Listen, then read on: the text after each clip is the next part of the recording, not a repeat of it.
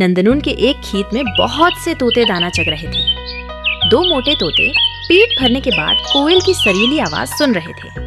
अचानक उनकी नजर एक खास रंग के तोते पर पड़ी।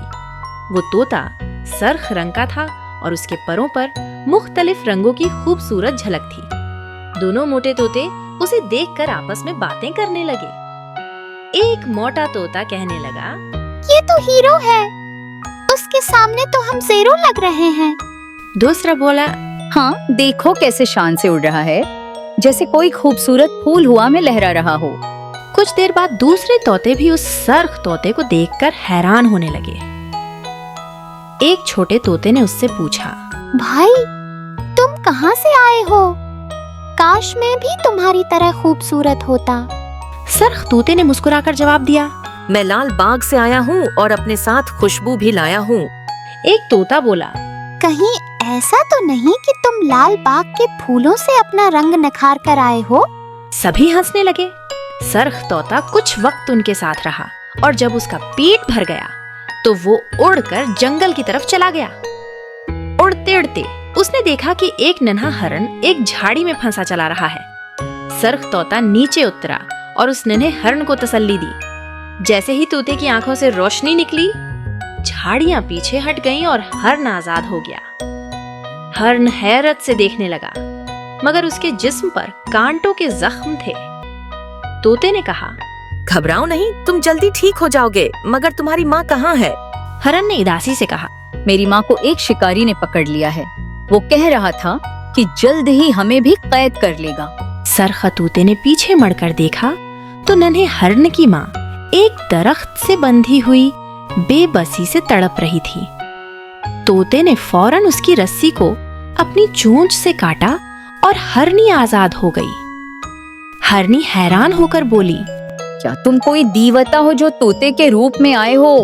सरख तोते ने मुस्कुराकर कहा, नहीं, मैं एक आम सा तोता हूँ, मगर किसी का दुख नहीं देख सकता। जब मैं छोटा था तो मैंने एक हाथी के बच्चे को गड्ढे में फंसा देखा था। मेरा दिल बहुत उदास हो गया। मैंने उसे बचाने की ख्वाहिश की और जैसे कोई जादू हुआ, वो गड्ढे से बाहर आ गया। तब से जब भी मैं किसी की मदद करना चाहता हूँ, कोई ना कोई मौजिज़ा हो जाता है। खुदा ने तुम्हें खास ताकत दी है। तुम जरूर किसी अजीम मकसद के लिए जमीन पर आए हो। चलो, मैं तुम्हें एक ऐसे अमरूद के दरख्त के पास ले चलती हूँ जहाँ बहुत मजेदार अमरूद मिलेंगे। एक दिन एक नन्हा बंदर कन्वे में गिर गया। उसकी माँ बंदरिया बहुत परेशान हो गई। वो बार बार कन्वे में झांकती और रोती रही। तोते ने नीचे देखा, नन्हा बंदर पानी में हाथ पांव मार रहा था और मदद के लिए चला रहा था। सरख तोता बोला, डरने की जरूरत नहीं, किसी पत्थर को पकड़कर किनारे पर खड़े रहो, हम तुम्हें निकाल लेंगे। बंदरिया ने रोते हुए कहा, मेरे बेटे को बचा लो, किसी को भी बुला लो, मगर उससे बचा लो। तोते ने पहाड़ पर अगने वाली एक बेल मंगवाई और अपनी जादुई ताकत से उसे रस्सी में बदल दिया। फिर उसे कन्वे में लटका दिया। बंदरिया हैरान रह गई, मगर जैसे ही बंदर ने रस्सी को पकड़ा, वो आराम से बाहर आ गया। सब जानवर हैरत में पड़ गए और तोते की तारीफ करने लगे। कुछ दिन बाद जंगल में एक शिकारी आया। जब उसने सरख तोते को देखा तो लालच में आ गया। उसने फौरन जाल बिछाया और तोते को कैद कर लिया। दूसरे जानवरों ने उसे कैद होते देख लिया और मदद के लिए दौड़े। जैसे ही शिकारी आगे बढ़ा, सामने बंदरों की एक बड़ी फौज खड़ी हो गई। दूसरी तरफ हाथी गरजते हुए आ गए। कई जानवरों ने मिलकर शिकारी को घेर लिया। शिकारी के हाथ पांव कांपने लगे। वो गड़गड़ाकर मुआफी मांगने लगा। इतने में सरख तोता कैद से आजाद होकर उसके सामने आ गया। खौफजदा शिकारी ने पीछे मुड़कर देखा और तेजी से वहां से भाग निकला। बंदर उसके पीछे दौड़ने लगे और शिकारी का हाल बड़ा हो गया। सरख जादुई तोता फिर से जंगल में अपने दोस्तों के साथ खुशी से रहने लगा। सभी जानवर उससे बेहद मोहब्बत करने लगे और उसके दिल में भी सबके लिए हमदर्दी और शफकत बरकरार रही। जोली मोली एक चालाक और शरीर लोमड़ी थी। एक दिन उसने एक मुर्गी चरा ली और भाग खड़ी हुई। वो सबकी नजरों से बचती हुई दौड़ती रही। जब काफी वक्त गुजर गया और रात हो गई तो वो एक छोटी सी झोंपड़ी पर पहुंची और दरवाजा खटखटाया। एक जोड़ा बाहर आया और जोली मौली को देखकर हैरान रह गया। उसने पूछा, मैं जोली मौली लोमड़ी हूँ, क्या मैं रात के लिए तुम्हारी झोंपड़ी में ठहर सकती हूँ? उन्होंने जवाब दिया। माफ करना, हमारे पास कोई अजाफी कमरा नहीं है जहाँ तुम ठहर सको। उसने कहा। मैं बेंच के नीचे सो जाऊंगी। जोड़े ने कहा।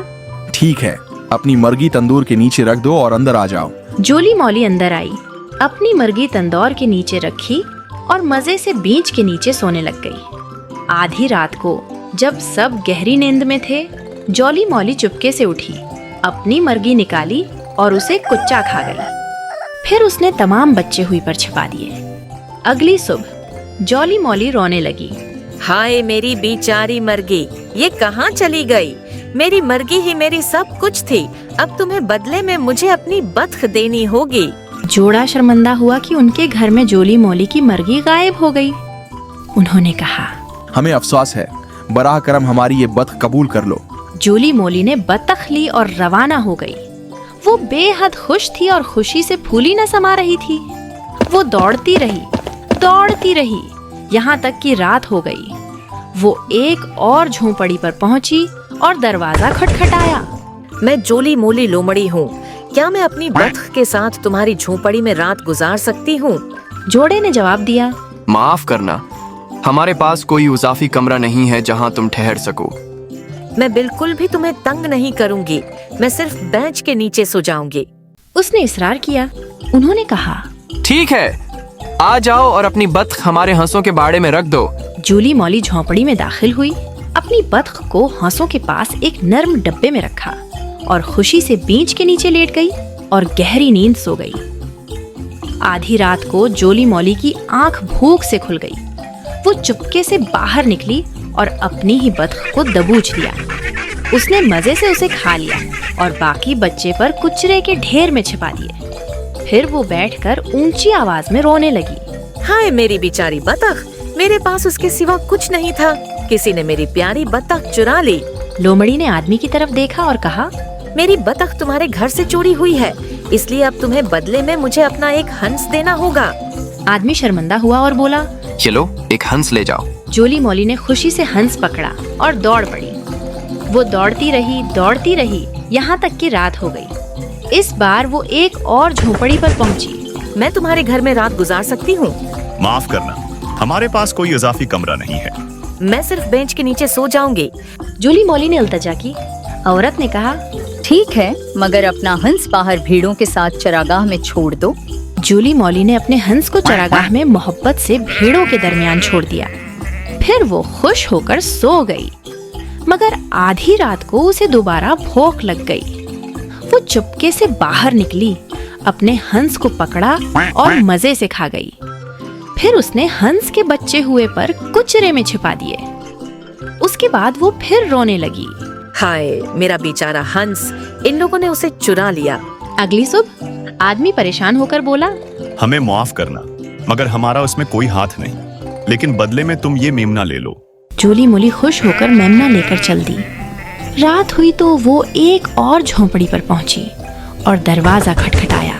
मैं यहाँ अपने दोस्त के साथ रात गुजार सकती हूँ? मालिक ने कहा, हमारे पास कोई इजाफी जगह नहीं है। मैं बस बेंच के नीचे सो जाऊंगी। ठीक है, मगर मेमने को बाग में छोड़ दो। जोली मोली ने ऐसा ही किया और आराम से सो गई। मगर आधी रात को जब उसे भूख लगी तो वो बाहर गई, मेमना पकड़ा और मजे से खा गई। फिर वो ऐसे सो गई जैसे कुछ हुआ ही ना हो। अगली सुबह उसने मालिक से झगड़ा शुरू कर दिया। मेरा दोस्त कहाँ है? तुमने मेरा मेमना चरा लिया। बूढ़े आदमी ने आ भरी और कहा, हमें माफ करना, मगर हमने कुछ नहीं चुराया, लेकिन बदले में ये बोरी ले जाओ जिसमें हमारी बहू बंद है। ये हमें बहुत तंग करती है। जोली मोली खुशी से बोरी कंधे पर डालकर दौड़ पड़ी, ये सोचते हुए कि इस बार तो उसे सबसे बड़ा इनाम मिला है। मगर जैसे ही वो भागी, अचानक बोरी से एक खौफनाक और गुस्सीला कत्ता निकला और उसका रास्ता रोक लिया। एक ही झपटे में कत्ते ने जोली मोली को चीर फाड़ कर खा लिया। और उसकी चालाकियों का हमेशा के लिए खात्मा हो गया।